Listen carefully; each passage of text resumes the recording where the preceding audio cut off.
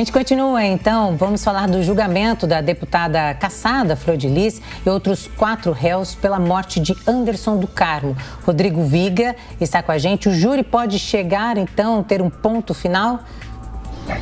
Elis, estamos na chamada reta final. Começa daqui a pouco esse 6º dia de um longo julgamento envolvendo a pastora e ex-deputada federal Flor de Lis. A expectativa é que esse julgamento termine até a próxima segunda-feira. A semana toda foi reservada para interrogatórios, oitivas e depoimentos de testemunhas arroladas pela defesa e também pela acusação. Quase 30, e agora já estamos numa segunda etapa. Entraremos a partir desse final de semana numa segunda fase.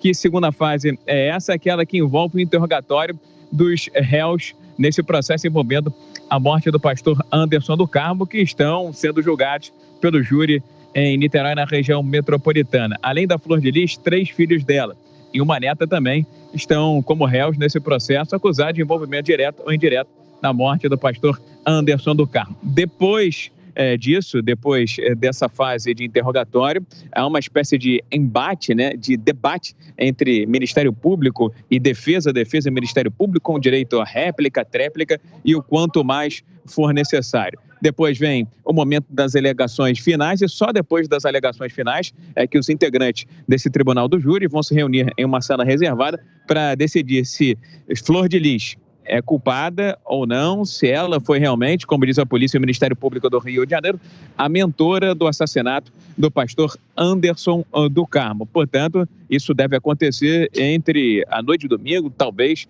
na madrugada da próxima segunda-feira. Essa é a perspectiva de agora, de momento. Lembrando que a Flor de Lis está presa desde o ano passado, acusada de envolvimento na morte do marido dela, o pastor Anderson do Carmo. Ela teria sido a mentora intelectual por conta de desavenças e divergências em relação às finanças, à administração financeira da família.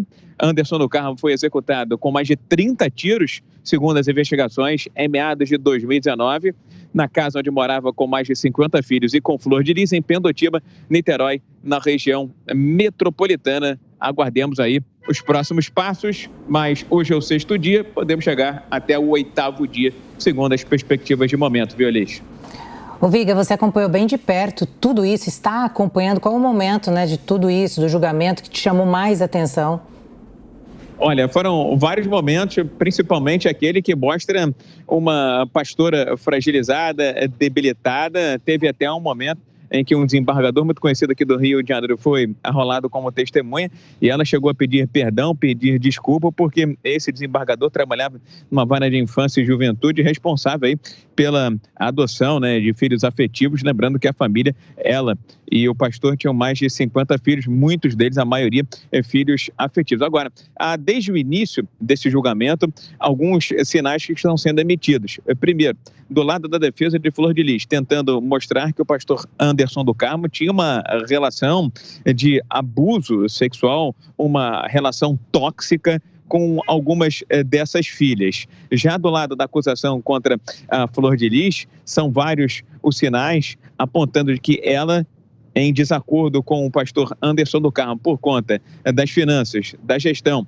dos recursos da família, inclusive ligados à igreja, ela é pastora e o pastor também militava na área, há toda uma tentativa de mostrar que Flor de Lis realmente estava incomodada com a gestão das finanças e por isso teria sido a mentora, responsável pela mentoria do assassinato do pastor Anderson do Carmo. É um longo julgamento. Inicialmente imaginava-se que ele fosse terminar com 2 dias, mas a perspectiva é que só seja concluído com 7 ou 8 dias, e nos bastidores da Justiça do Rio de Janeiro, o que se fala é que dificilmente a ex-deputada federal e pastora Flor de Lis conseguirá sair a salvo dessa. Muito provavelmente ela vai ser condenada pelo assassinato do marido, o pastor Anderson do Carmo. Elis.